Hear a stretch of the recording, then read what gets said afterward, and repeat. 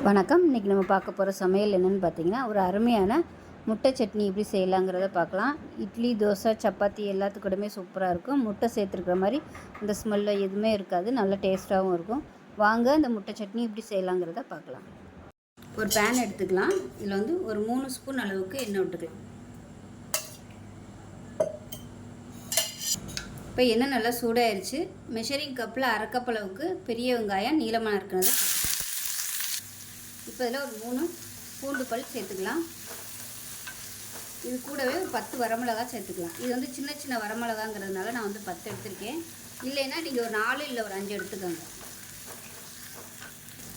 இப்போ இது கூடவே மெஷரிங் கப்பில் 3/4 கப் வர மாதிரி தக்காளி சேர்த்துக்கலாம். மீடியம் சைஸாக 2 தக்காளி. இப்போ இதையும் சேர்த்து நல்லா வதக்கிக்கலாம். இப்போ இதுக்கு கொஞ்சமாக உப்பு சேர்த்துக்கலாம். தக்காளி வெங்காயம் நல்லா வதங்கிடுச்சு. இதில் 2 டேபிள் ஸ்பூன் வறுத்த வேர்க்கடலை சேர்த்துக்கலாம். இப்போ எல்லாமே நல்லா வதங்கிடுச்சு. கேஸ் அமர்த்திட்டேன். ஆறுனதுக்கப்புறம் மிக்ஸி ஜாரில் சேர்த்துக்கலாம்.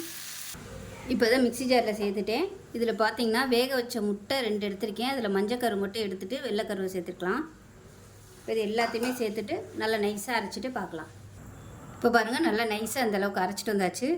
இப்போ ஒரு கடாயை எடுத்துக்கலாம். இதில் தாளிக்கிற அளவுக்கு மட்டும் 1 டீஸ்பூன் போல் எண்ணெய் விட்டுக்கலாம். எண்ணெய் நல்லா சூடாயிருச்சு. 1 டீஸ்பூன் கடுகு, 1 டீஸ்பூன் போல் உளுந்து, கொஞ்சமாக கருவேப்பிலை.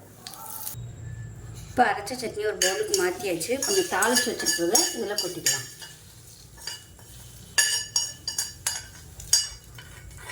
அவ்வளோதான், அருமையான முட்டை சட்னி ரெடி ஆயிடுச்சு. இட்லி, தோசை, சப்பாத்திக்கெலாம் கூட தொட்டு சாப்பிட்றதுக்கு அருமையாக இருக்கும். செஞ்சு பாருங்கள். செஞ்சு பார்த்துட்டு எப்படி வந்துச்சுங்கிறத சொல்லுங்கள். வீடியோ பிடிச்சுன்னா லைக் பண்ணுங்கள், கமெண்ட் பண்ணுங்கள், சேனலை சப்ஸ்கிரைப் பண்ணுங்கள், பக்கத்தில் பெல் பட்டனையும் ப்ரெஸ் பண்ணுங்கள். நன்றி.